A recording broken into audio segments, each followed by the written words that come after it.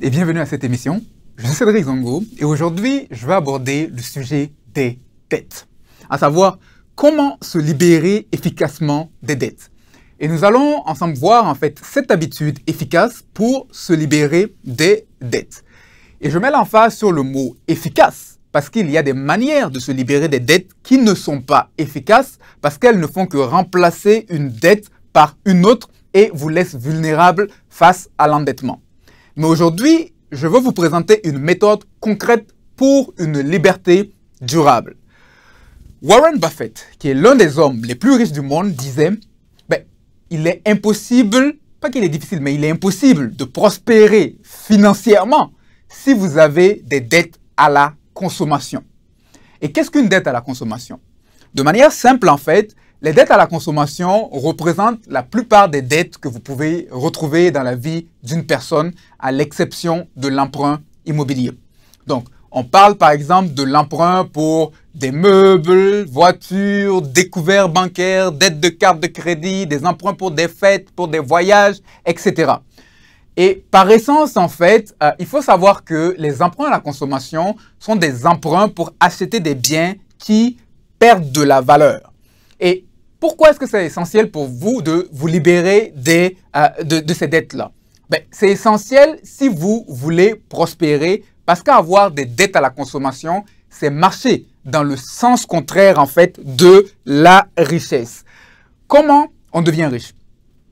Pour devenir riche, il faut acheter des biens qui prennent de la valeur dans le temps. Donc, par exemple, acheter des terrains, acheter des titres financiers, acheter de l'immobilier, etc. Des choses qui prennent de la valeur dans le temps. Tandis que lorsque vous avez des dettes à la consommation, vous allez dans le sens contraire. Vous achetez des biens qui perdent de la valeur pendant que les autres achètent des biens qui prennent de la valeur. Et donc, vous marchez dans le sens opposé de la prospérité. Et c'est pourquoi c'est très difficile de réussir financièrement quand on a des dettes à la consommation. Et donc, la façon la plus certaine de se créer de la richesse commence par sortir des dettes à la consommation. Et se libérer des dettes à la consommation, en fait, permet non seulement de créer de la richesse, mais c'est aussi un acte qui honore Dieu. Parce que la Bible encourage la liberté des dettes. Et voici ce que le Proverbe 22:7 dit en disant le riche domine sur les pauvres et celui qui emprunte est l'esclave de celui qui prête. Alors, il faut savoir que la Bible présente les dettes, particulièrement les dettes à la consommation, comme une forme d'esclavage. Alors, quand on parle de dettes, c'est important d'avoir un enseignement équilibré là-dessus. Parce que c'est important de savoir que la Bible ne dit pas que la dette est un péché. La Bible ne dit pas ça du tout. La Bible ne dit pas non plus qu'un chrétien ne peut pas emprunter ou prêter. Mais la Bible avertit du risque en fait que posent les dettes et encourage à s'en libérer. Et probablement que dans des prochains épisodes, j'aurai l'occasion de revenir dans les détails de ce que la Bible enseigne au sujet des dettes. Mais pour l'instant, ce qu'il faut savoir, c'est que la dette devrait être quelque chose de temporaire dans la vie du croyant et non pas un mode de vie permanent. Parce que nous sommes appelés à la liberté. Nous sommes appelés à être de ceux qui ont des ressources pour prêter et non de ceux qui deviennent esclaves d'autrui. Alors, comment se libérer des dettes de manière efficace? Le concept important à comprendre pour pouvoir se libérer des dettes de manière efficace, c'est le suivant.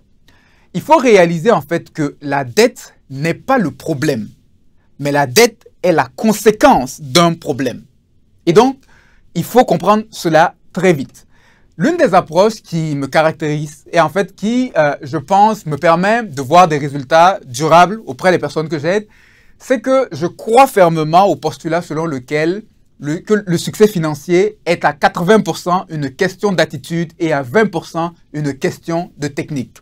En somme, vous devez comprendre que votre situation financière est en grande partie le reflet de vos comportements et de votre manière de penser.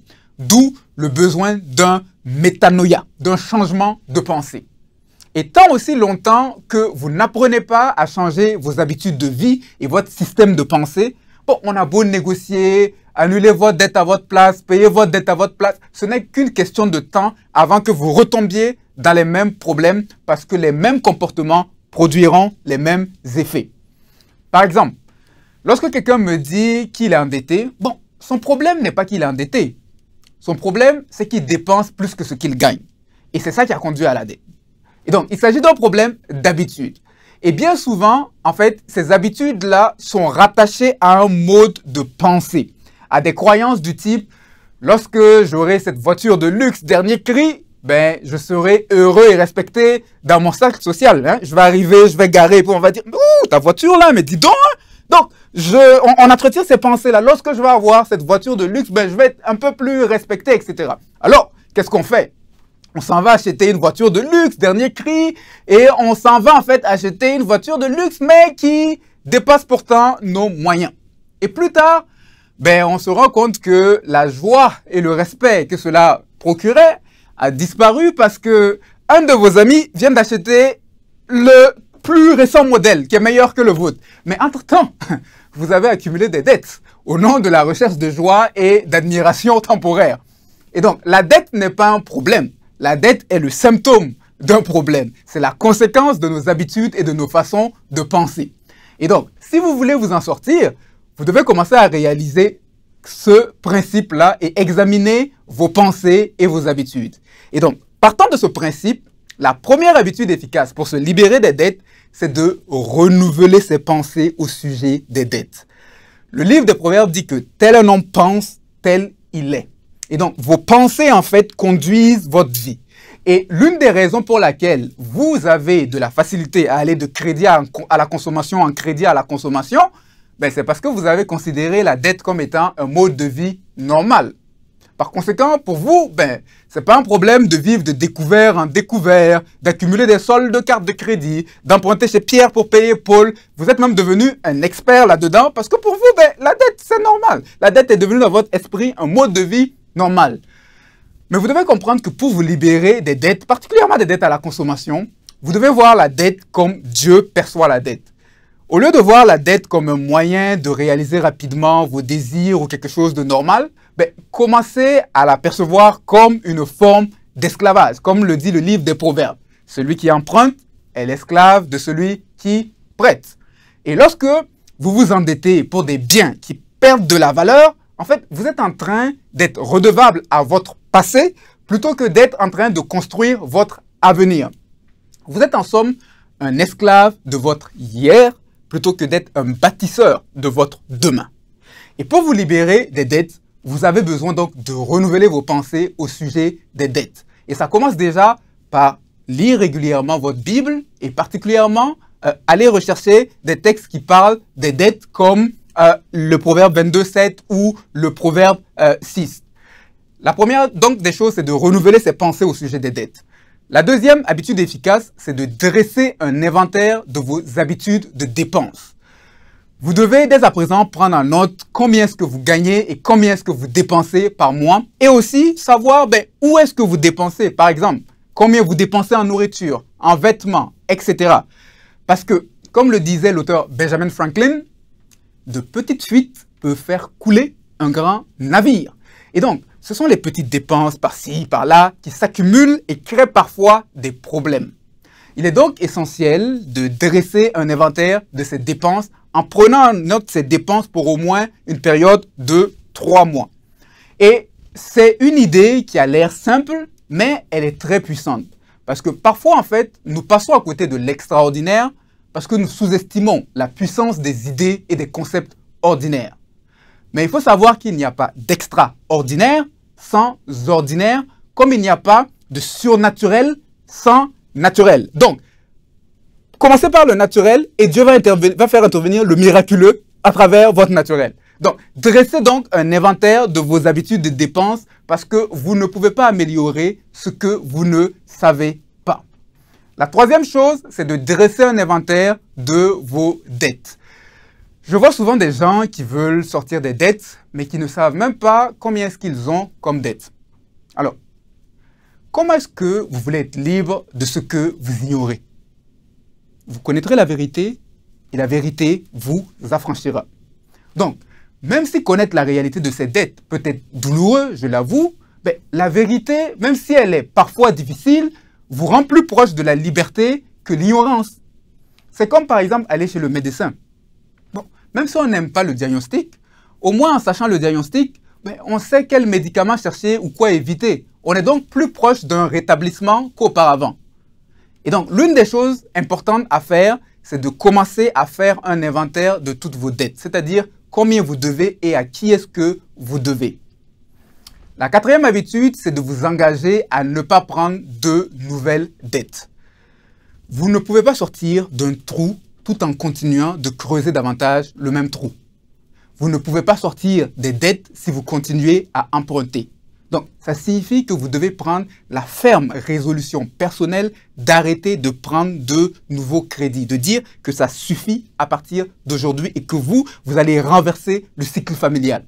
Et donc, vous devez apprendre à décider de dire j'arrête les dettes et apprendre à vivre avec un budget, à vivre selon vos moyens, même si ça va vous demander des sacrifices. Parce que, il faut savoir qu'il n'y a pas de couronne sans sacrifice.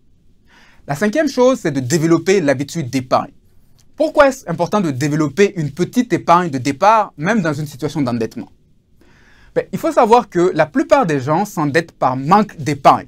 Ils vivent de chèque de paie en chèque de paie, et puis un imprévu arrive et ils se retrouvent obligés de s'endetter parce qu'ils n'ont aucune épargne pour amortir la situation. Donc, pour casser en fait le cycle de l'endettement, vous avez besoin d'installer très vite une habitude d'épargne. Autrement, vous allez tomber encore plus dans la dette.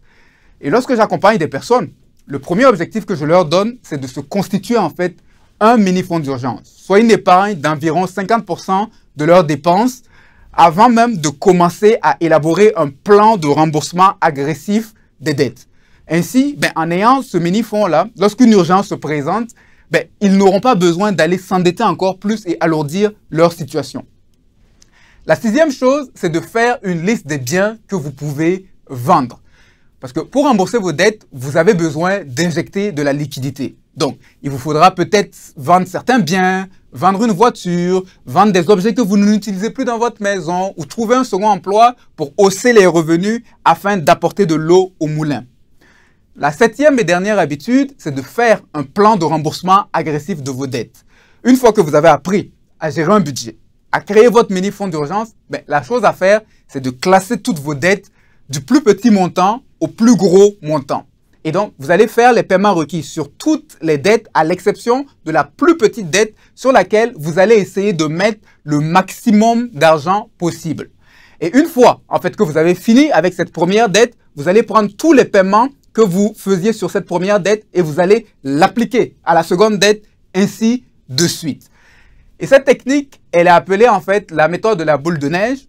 Il en existe d'autres, mais il s'agit d'une méthode en fait dont le but est de motiver en procurant des victoires rapides. Donc, on ne considère pas les taux d'intérêt dans ce cas de cette méthode. Il existe d'autres méthodes qui le considèrent. Mais le but de cette méthode-là, c'est de gagner des victoires rapides afin de maintenir une certaine motivation. Parce que c'est souvent le problème lorsqu'on a des dettes à rembourser.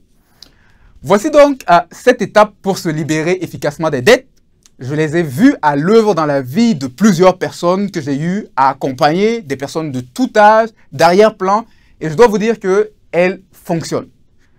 La question maintenant est, qu'est-ce que vous allez faire face à cet appel vers la liberté? La réponse vous appartient.